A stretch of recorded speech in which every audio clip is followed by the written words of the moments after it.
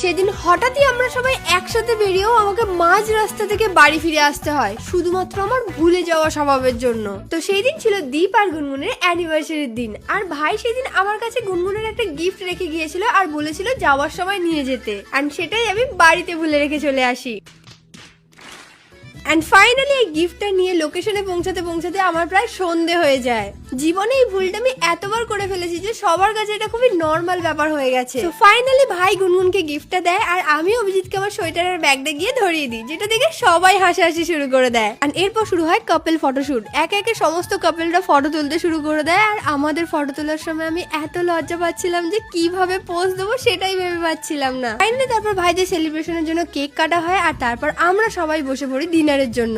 এই সময় আমি গল্প করতে আর হই হই করতে এতটাই ব্যস্ত ছিলাম যে ডিনারে কি কি হয়েছিল সেগুলো ক্যাপচার করতেই ভুলে যায়। তো ডিনার কমপ্লিট করে আমরা সবাই মিলে চলে যাই নিচে একটু চারিদিকটা ঘুরে দেখার জন্য। তো